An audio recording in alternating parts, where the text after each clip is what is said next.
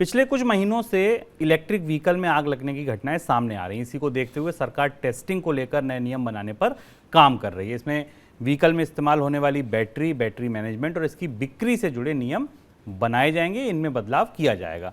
आग लगने की घटनाओं पर नीति आयोग के सीईओ अमिताभ कांत ने हाल में एक इंटरव्यू दिया, जिसमें उन्होंने कहा कि जो ओरिजिनल इक्विपमेंट मैन्युफैक्चरर्स हैं यानी कि OEM हैं, उनको एक्सीडेंट में शामिल हुई जो गाड़ियां हैं उनके पूरे बैच को रिकॉल करना चाहिए। और इसके बाद ओकिनावा ने 16 अप्रैल को अपने 3000 से ज़्यादा स्कूटरों को रिकॉल करने का, वापस बुलाने का फैसला लिया है। सर, ये पॉलिसी देर से आ रही है? बैटरी पॉलिसी बिल्कुल देर से आ रही है। भारत में ईवी की पूरी क्रांति हो गई और कहा गया कि हर जगह ईवी आ गए, 4 व्हीलर से 2 व्हीलर तक हम आ गए। और भारत में बैटरी और उसकी क्वालिटी को लेकर नीतियों में एक बड़ा शून्य था। यानी यहाँ भी बाजार सरकार से आगे निकल गया, रेगुलेटर पीछे रह गए। और जब इसमें आग लगने की बात आई तब सरकार को समझ में आया कि भारत में बैटरी की एक स्टैंडर्डाइजेशन पॉलिसी होनी चाहिए, उसके तकनीकी नियम तय किए जाने चाहिए।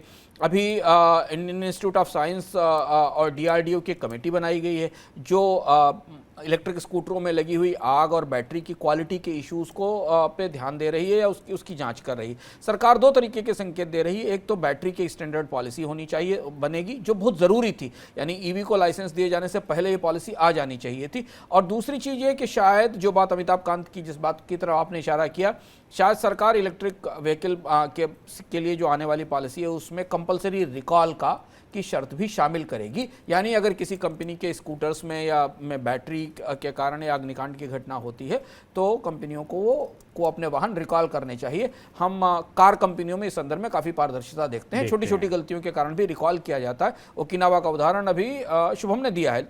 ये पॉलिसी बहुत ज़रूरी है क्योंकि भविष्य इलेक्ट्रिक वाहनों का है और सुरक्षा सबसे बड़ी और महत्वपूर्ण चीज़ होनी चाहिए। तो हमें ध्यान रखना होगा कि इलेक्ट्रिक व्हीकल पॉलिसी के में आने वाले समय में कई सारे महत्वपूर्ण रेगुलेटरी बदलाव होंगे जिनका असर हमें इनकी कीमत पर दिखाई देगा।